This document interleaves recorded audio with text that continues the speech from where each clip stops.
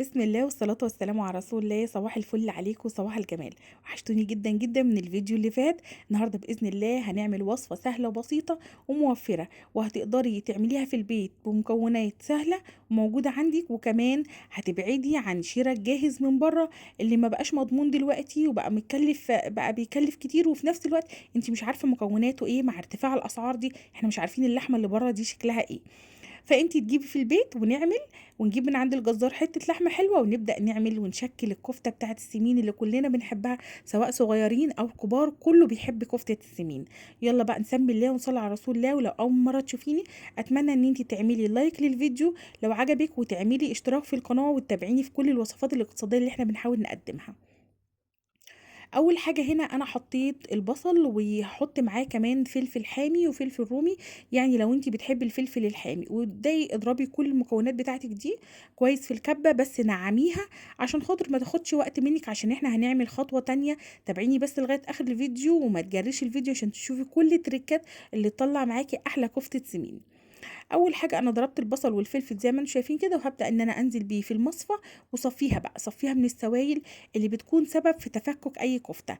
يعني لو انت متعوده تعملي الكفته بتبشري البصل وتحطيه، لا، اعرفي ان السوائل اللي في البصله هي دي اللي بتخلي الكفته تفك منك. هبدا بقى اخد ميه البصل دي واحط عليها شويه ملح وشويه فلفل وشويه من الصويا صوص لو عندك، وشويه او معلقتين من الكاتشب. انا كده عملت صوص حلو قوي، هقول لكم هستخدمه في ايه.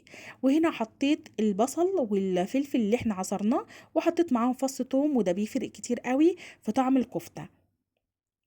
يعني لما تيجي تعملي كفته حطي معاها فص ثوم، هيفرق معاكي قوي في الطعم وفي الريحه. حطيت شويه ملح وشويه فلفل وشويه حبهان بودر، ومكون مهم جدا جدا وهي نص معلقه سكر صغيره.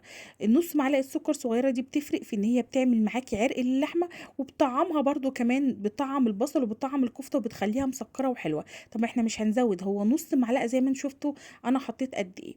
ابداي بقى عجيني المكونات كويس قوي. لو ما عندكيش كبه هتبداي تعجني المكونات كويس قوي لمده ربع ساعه كده، لغايه ما تلاقي اللحمه بتاعتك عملت عرق كده وخيوط.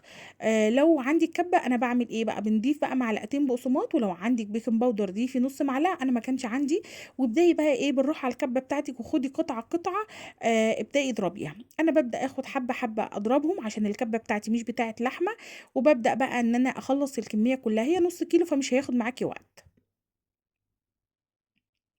دعكت بقى كل المكونات كلها، وهبدأ بقى اخد المية بتاعة البصل اللي احنا كنا راكنينها على جنب، وابدأي بقى صبعيها كده بقى وحطيها في صينية ورصيها. هتعمل معاكي ما شاء الله كمية كبيرة. انا صغرت الصينية اهي، جبت صينية تانية على اساس ان انا اسويها فيها على طول، فجبت صينية تانية صغيرة. هبدأ بقى اديها تركاية حلوة قوي هتفرق معاكوا قوي قوي في الطعم، وهي فحماية. وهبدأ انزل عليها بمعلقة زيت واسيبها تعمل دخنة واقفل عليها. طب ليه يا نهى مش بتدخلي الكفته بعد ما تستوي؟ لان بتكون المسام بتاعتها قفلت ومش بتشرب معاكي الفحم قوي زي ما بتكون لسه نيه. فبتكون حتى الراجل بتاع الكفته المشويه بتلاقيه مدي الكفته بتاعته زي صدمه كده الاول على الفحم، بيفضل راكنها على جنب قبل ما يشويها، بتشرب طعم الفحم اللي هو شغال بيه. وبعد كده بقى بيحطها على النار لما بيحب ان هو يشويها. هنا بقى هعمل معاكم مكرونه بسرعه. سلقت كيس مكرونه وكنت بحمر بصلايه، واحط عليها فص من الثوم، واحط عليها كمان قرنين ثلاثه من الفلفل الحامي، ودي حسب رغبتك طبعا. بس لو عايزه المكرونه بتاعتك تكون مميزه اعملي لها الدقه دي. والبصله تبقى متغمقه شويه، لما بتغمقي البصله شويه في المكرونه بيدي ريحه كده وطعم حلو قوي للمكرونه مميز. هبدا بقى ان انا حطيت عليها شويه زيت وهحمرها في الصينيه، بس للاسف ما عرفتش احمرها في الصينيه عشان خاطر انا محتاجه ان انا احركها كده، مش عايزه احركها بالمعلقه او بالشوكه لان بتبدا تلزق منك. لكن في الصينيه لما بتجيبيها بايد كده وتبداي تهزيها كده بالايد زي ما الراجل بيعملها كده، بس هو بيكون حاطط نسبه من الدهون كتير، فعشان كده بتتحرك معاه بسرعه. احنا بقى استغنينا عن نسبه الدهون في ان احنا نكون عندنا حاجه من التيفال. انا هنا حطيت بقى بقيه ميه البصل. الصوص اللي احنا كنا عاملينه حلو جدا جدا، هيفرق في طعمها وفي لونها وفي ريحتها.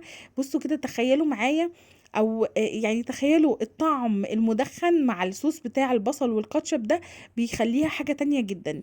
تعالوا بقى ايه، حطوا بقى رغيف عيش او بقدونس لو عندك، بس رغيف العيش ده لما بينزل عليه الصوص بتاع الكفتة بيبقى مميز قوي، كلنا بنبقى عايزين ناكله.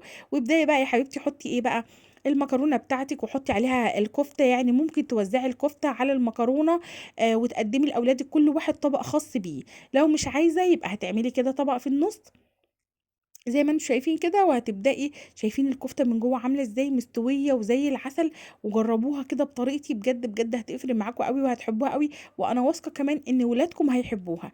أتمنى الفيديو يكون سهل وبسيط واقتصادي، وإن أنتم تجرّبوه بإذن الله، وما تنسوش تعملوا لي لايك وتسيبوا لي تعليق حلو منكم، لإن هي دي الحاجة الوحيدة اللي بتشجعني إن أنا أكمّل، وإن أنا أنزّل لكم فيديوهات ووصفات سهلة وبسيطة واقتصادية وعلى قد الإيد.